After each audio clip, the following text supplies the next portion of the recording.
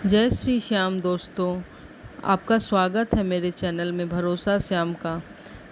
आज मैं आपको एक ऐसी कहानी सुनाने जा रही हूँ जो रवि मेहरा की है। वो दिल्ली में रहता था। वो अच्छे पैसे थे उसके पास। वो अच्छी नौकरी भी करता था। उसकी पत्नी थी, उसके बच्चे थे, सभी बहुत अच्छे से खुशी खुशी रहते थे। और उसे इस बात का घमंड भी था कि ये सब मैंने कमाया है, भगवान वगवान कुछ नहीं होता है। सभी को ये भी कहता कि मेहनत करो और फल मिलेगा उसका, भगवान से मांगने से कुछ नहीं होता है। वो भगवान को कभी नहीं मानता था। और एक दिन ऐसा हुआ कि उसकी पत्नी को ब्रेन ट्यूमर हो गया। डॉक्टरों ने बोला 6 महीने से ज़्यादा की उम्मीद नहीं है। रवि की दुनिया ही उजड़ गई जैसे। वो सोचने लगा कि ये क्या हो गया, ये उसके बस में भी नहीं था। ये ना तो दौलत से कमाया जा सकता था, ना और कुछ।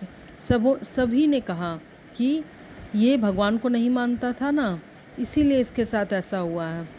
तो एक बार वो बहुत हार कर रो रहा था अपने ऑफिस में ही। तो वहाँ पर एक बुजुर्ग आए।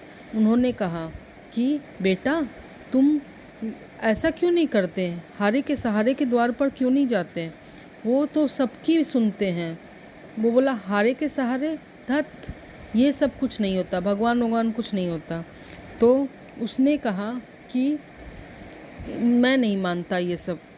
मेरी पत्नी को ब्रेन ट्यूमर हो गया है। अब डॉक्टरों ने 6 महीने का समय दिया, लास्ट स्टेज है। मैं क्या करूं, मुझे समझ नहीं आ रहा। वो रोने लगा। इस बुजुर्ग ने कहा कि तुम ऐसा करो कि तुम खाटू धाम जाओ। श्याम बाबा के दरबार पर कोई खाली हाथ नहीं लौटता है। उसने रात भर वो सोया नहीं, उसे नींद नहीं आई। वो रात में सुबह उठते ही सबसे पहले उसे मन में आवाज़ आई कि क्या मैं ऐसा करूं, कहीं मेरे पास और कोई रास्ता तो बचा नहीं है, तो क्या मैं खाटू धाम चला जाऊं।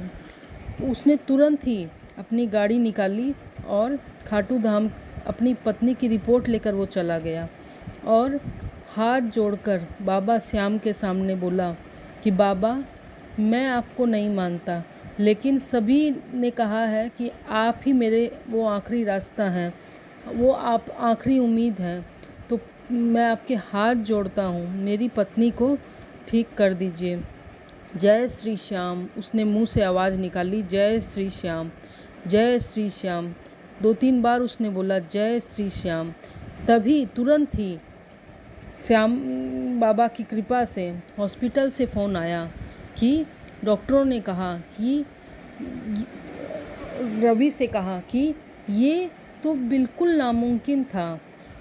आपकी पत्नी का लास्ट स्टेज ट्यूमर चल रहा था, लेकिन ये क्या, वहाँ पर एक चमत्कार सा हुआ।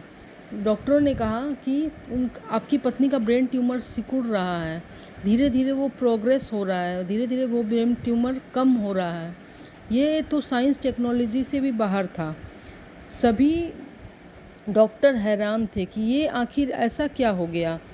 तो रवि ने जैसे ही ये कान में ये बात सुनी, वो तुरंत ही उसकी आंखों से आंसू बहने लगे। वो वहीं पर बैठ गया। फ़ोन काटने के बाद वो इतना रोया श्याम बाबा के आगे, इतना रोया। वो बोलने लगा, हाथ जोड़कर रोकर विनती करने लगा, धन्यवाद देने लगा श्याम बाबा को कि बाबा, मैं आपको तो क्या, मैं किसी भी भगवान को कभी नहीं मानता था। आपने एक बार में ही मेरी सुन ली, इतनी बड़ी मुसीबत मेरी दूर कर दी आपने। जय श्री श्याम, जय श्री श्याम। हारे के सहारे की जय। वो इतना जयकारा लगाने लगा और वो ऐसा श्याम भक्त बन गया। आगे जाकर वो हर 11 को खाटू श्याम मंदिर जाने लगा। वहाँ पर खूब अच्छा से दान दक्षिणा करने लगा, सभी को गरीबों की मदद करने लगा। जय श्री श्याम। हे श्याम बाबा, जैसे आपने रवि की सुनी, वैसे हम सभी जो भी इस कहानी को सुन रहे हैं उनकी भी सुनना। हे श्याम बाबा, आप जैसे उसकी रवि की पत्नी को ठीक किए, वैसे हर किसी की मुसीबत को दूर करना। जो भी इस कहानी को सुने उसके सभी दुख दर्द दूर कर देना।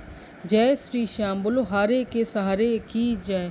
जय श्री श्याम, ऐसे हैं मेरे श्याम बाबा का चमत्कार। जय हो खाटू वाले की जय, हरे के सहारे की जय।